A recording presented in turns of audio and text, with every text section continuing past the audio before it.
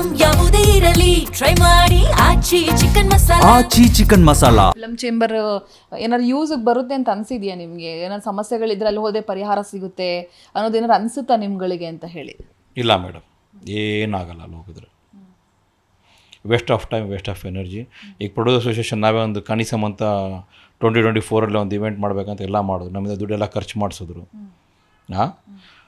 ನಾವು ರೆಡಿ ಮಾಡಿ ಎಲ್ಲ ಮಾಡಿದ್ವಿ. ಎಲೆಕ್ಷನ್ಸ್ ಆಗಿದ್ಮೇಲೆ ಮಾಡೋಣ ಅಂದರೆ MP ಎಲೆಕ್ಷನ್ಸ್ ಆಗಿದ್ಮೇಲೆ ಓಕೆ ಅಂತ ಅದಕ್ಕೆ ಇದು ಮಾಡಿದ್ವಿ. ಪುಷ್ ಮಾಡ್ಕೊಂಡು ಬಂದಾಗ ಮಿಸ್ಟರ್ ಎ ಗಣೇಶ್ ಅನ್ನೋರು ಇದೇ ನೋಡಿ ನಾವು ಹೇಳ್ತೀವಿ ಗೊತ್ತಾ, ಆಚೆಯವರು ಹಿಂಗೆ ಹೇಳಿದರು ಯಾರ ಬಗ್ಗೆ, ಅಲ್ಲು ಅರ್ಜುನ್ ಬಗ್ಗೆ ಎಲ್ಲ ಅಂತೇಳಿ. ಇದೇ ಎ ಗಣೇಶ್ ಪ್ರವೀಣ್ ಕುಮಾರ್, DK ರಾಮಕೃಷ್ಣ, ಏನು ನಾವಾಗ producer association secretary and EC member ಇದ್ರು ಇವರು. ಹೈದ್ರಾಬಾದ್ ಬಂದರು ನಮ್ಮ ಇವೆಂಟ್ಗೆ. ನೋಡ್ಬೇಕಂದ್ರೆ ನಾವು ಫ್ಲೈಟ್ ಟಿಕೆಟ್ ಕೊಟ್ಟು ರೂಮ್ ಕೊಟ್ವಿ, ಅಲ್ಲಿ ನೋಡ್ಕೊಂಡು ಹೋಗಿ. You are a guest, not a main person to me. ಅಲ್ಲಿ ಬಂದಾಗ ಇಲ್ಲಿ ಬೆಂಗಳೂರು ಬಂದು ಆ ಡಬ್ಬ ಇವೆಂಟ್ ನಮ್ಮವ್ರು ನಮಗೆ ಟೀಕೆ ಮಾಡ್ತಾರೆ, ಬೇರೆ ಯಾರೂ ಬೇಕಾಗಿಲ್ಲ ನಿಮಗೆ. ದುಶ್ಮನ್ ಕಾಯ ಬಗಲ್ಮೇ ಅಂತ ಹೇಳ್ತೀವಲ್ಲ, ಅದೇ ನಮ್ಮ ದುಡ್ಡು ಕೊಟ್ಟಿರೋ ಫ್ಲೈಟ್ ಟಿಕೆಟ್ ರೂಮೆಲ್ಲ ಕೊಟ್ಟು ಈ ಮಾತುಗಳು ಎಲ್ಲಿ ಮಾತಾಡ್ತಾರೆ ಅವರು. ಅವ್ರ ಇವೆಂಟ್ ಸರಿ ಇಲ್ಲ, ಡಬ್ಬ ಇವೆಂಟ್. ಓಕೆ, ನಮ್ಮ ಡಬ್ಬ ಇವೆಂಟಲ್ಲೇ ಎಲ್ಲರೂ ಬಂದರು, ದೊಡ್ಡ ಸ್ಟಾರ್ಸು, ಇನ್ಕ್ಲೂಡಿಂಗ್ ನಮ್ಮ ಕನ್ನಡದ ರಕ್ಷಿತ್ ಶೆಟ್ಟಿನೂ ಇದರಲ್ಲಿ, ರುಕ್ಮಿಣಿ ವಸಂತನೂ ಇದ್ದರು. ನಾವು ಅಲ್ಲಿಂದ ಬಂದಮೇಲೆ ನಮ್ಮ ಕಮಿಷನ್ ಬೇಡಿಕೆ ಇಟ್ಟರು, ನಮ್ಗೆ ಇಷ್ಟು % ಕಮಿಷನ್ ಕೊಟ್ಟು ಎ ಗಣೇಶು ನಿಮ್ಮ ಇವೆಂಟಿಗೆ ನಾವು ಫುಲ್ ಇದು ಮಾಡ್ತೀವಿ ಅದು ಮಾಡ್ತೀವಿ ಅಂತ. ನಾನು ಯಾಕೆ ಕೊಡಲಿಕ್ಕೆ, ನಾವು ಕೊಡಲ್ಲ ಅಂದಾಗ ಬ್ಯಾಡ್ಮಿಂಟನ್ ಲೀಗಲ್ಲ ಅದೇ ಥರ ಲಿಖಿತವಾಗಿ ನಾವು ಅವಾಗಿನಿದ್ದ ಪ್ರೆಸಿಡೆಂಟ್ ಮಿಸ್ಟರ್ ಉಮೇಶ್ ಬನ್ಕರ್ ಅವ್ರಿಗೆ ಕೊಟ್ಟಿದ್ದೀವಿ. ನಾವು ಲೆಟರ್ ಬರೆದು ಕೊಟ್ಟಿದ್ದೀವಿ, ನನಗೇನು ಭಯ ಇಲ್ಲ. ಆಮೇಲೆ ಹತ್ರ ದುಡ್ಡುಗಳು ತರಿಸ್ಕೊಂಡಿದ್ರು, ಚಿಲ್ಲರೆ ದುಡ್ಡು, ಅದಕ್ಕೆ ಬೇಕು ಇದಕ್ಕೆ ಬೇಕು, ಅವ್ರಿಗೆ ಕೂಡಿಸ್ಬೇಕು, ಇವರು ಪಾರ್ಟಿ ಮಾಡಿಸ್ಬೇಕಂತೇಳಿ ಗೂಗಲ್ ಪೇ ಕ್ಯಾಶ್ ಎಲ್ಲ ತರಿಸ್ಕೊಂಡಿದ್ದಾರೆ. ಅದನ್ನು ಕಳಿಸಿದ್ವಿ. ಅದನ್ನು ನಮಗೇನು ಭಯ ಇಲ್ಲ ಮೇಡಮ್, ನಮಗೇನು ಅವರಿಂದ ನಾಗಂಗೆ ಹೋಗಂಗೆ ಏನೂ ಇಲ್ಲ. ನಮ್ಮಿಂದ ಅವ್ರಿಗೆ ಲಾಭ ಇದೆ, ಅವ್ರಿಂದ ನಮಗೇನು ಲಾಭ ಇಲ್ಲ. ಸರ್, ಈಗ ಸ್ಟಾರ್ಗಳು ನಿಮ್ಗೆ ಗೊತ್ತಿರುತ್ತೆ ಒಂದು ಸಿನಿಮಾನ ಹೇಗೆ ವಿತರಣೆ ಮಾಡಬೇಕು, ಒಂದು ನಿರ್ಮಾಪಕ ಅಂದರೆ ಅದು ಹೇಗಿರುತ್ತೆ ಅಂತೇಳಿ. ಸ್ಟಾರ್ಗಳು ಒಂದು ವರ್ಷಕ್ಕೆ ಸಿನಿಮಾ ಮಾಡೋದೇ ಕಡಿಮೆ ಮಾಡಿಬಿಟ್ಟಿದ್ದಾರೆ. 6 ವರ್ಷಕ್ಕೊಂದು, 3 ವರ್ಷಕ್ಕೊಂದು, ಅಥವಾ ಇನ್ನೆಲ್ಲೋ ಕುತ್ಕೊಂಡ್ಬಿಡೋದು, ಈ ಥರದ್ದೆಲ್ಲವೂ ಕೂಡ ನಡೀತಾ ಇದೆ. ನಿಮಗೆ ನೋಡ್ತಾ ಮುಂದಿನ ದಿನಗಳಲ್ಲಿ ಸಿನಿಮಾ ಇರುತ್ತಾ ಅಂತ ಅನಿಸುತ್ತಾ ನಿಮಗೆ ಅಂತ ಹೇಳಿ? ಯಾಕಂದ್ರೆ ಈಗ ನೋಡ್ದೆ ಹೋದರೆ ಇನ್ನು ಬೆರಳೆಣಿಕೆ ಸಿನಿಮಾಗಳಷ್ಟೇ ದೊಡ್ಡ ದೊಡ್ಡ ಸಿನಿಮಾಗಳಿದ್ದಾವೆ. ನೆಕ್ಸ್ಟ್ ವರ್ಷಕ್ಕೆ ಇನ್ನು ಯಾವುದಿದೆಯಪ್ಪ ಅಂತ ನಮಗೆ ಇನ್ನೂ ಬಂದೇ ಇಲ್ಲ, ಮಾಹಿತಿನೇ ಇಲ್ಲ. ಏನಾಗಬಹುದು ಅಂತೇಳಿ ಸ್ಟಾರ್ಗಳೆಲ್ಲ ಹೀಗೆ ಮೌನಕ್ಷರಣ ಆದರೆ ಅಯ್ಯೋ ಒಂದು ನೋಡೋಣ ಬಿಡು, ಮಾಡೋಣ ಬಿಡು ಅಂತ ಇರೋರೇ ಅಲ್ಪ ಸ್ವಲ್ಪ ಸ್ಟಾರ್ಗಳು ನಮ್ಮ ಕನ್ನಡ ಸಿನಿಮಾ ಇಂಡಸ್ಟ್ರಿಯಲ್ಲಿ. ಆ ವರ್ಷ ಕನ್ನಡ ಇಂಡಸ್ಟ್ರಿ ಡಿಲೀಟ್ ಮಾಡಿ ಅಷ್ಟೇ.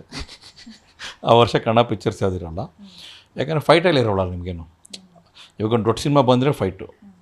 ಹೋದ ವರ್ಷ ನೋಡಿ ಡಿಸೆಂಬರ್ 3 ಪಿಕ್ಚರ್ ಬಂತು ಒಂದೇ ಸರ್ತಿ, ಡೆವಿಲ್ಲು, ಮಾರ್ಕ್ 45. ಅದು ಒಂಥರ ಡಿಸೆಂಬರ್ ಕಂಪ್ಲೀಟ್ ಹಬ್ಬ ಥರ ಇತ್ತು. ಅದಕ್ಕೆ ಮುಂಚೆ ನೋಡಿ ಯಾವುದೋ ಅಷ್ಟು ದೊಡ್ಡ ಪಿಕ್ಚರ್ಸ್ ಇದ್ದಿಲ್ಲ ನಿಮಗೆ. ಸರ್, ಇದು ಫಿಲಮ್ ಫೇರ್ ಅವಾರ್ಡ್ ಫಂಕ್ಷನ್ ಮಾಡ್ತಿರಲ್ಲ, ಇದರಿಂದ ನಿಮಗೆ ಲಾಭ ಆಗುತ್ತಾ ಅಥವಾ ನಷ್ಟ ಆಗುತ್ತಾ? ನಿಮ್ಮ ಕೈಯಿಂದ ಏನಾದರೂ ಹೋಗುತ್ತಾ, ಹೇಗೆ ಅಂತ ಹೇಳಿ?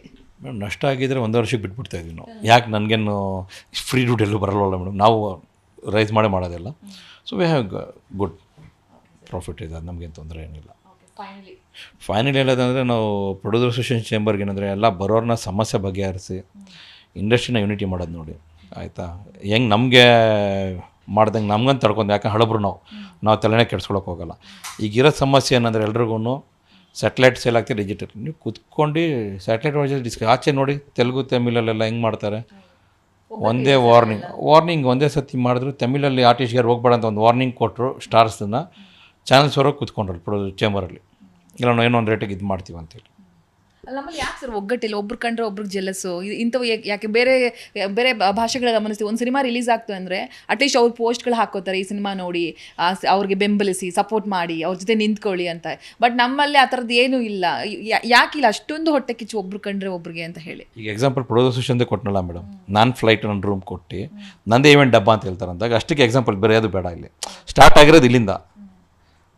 ಈ ಸ್ಟಾರ್ ಹತ್ರ ತೊಗೊಂಡೋಗಿ ಅಲ್ಲಿ ಫಿಟ್ಟಿಂಗ್ ಇರ್ತಾರೆ, ಅಲ್ಲಿಂದ ಅಲ್ಲಿ ಫಿಟ್ಟಿಂಗ್ ಇಡೋದು ಈ ಥರ ಜನನೇ, ಬೇರೆ ಯಾರೂ ಅಲ್ಲ ಇಲ್ಲಿ.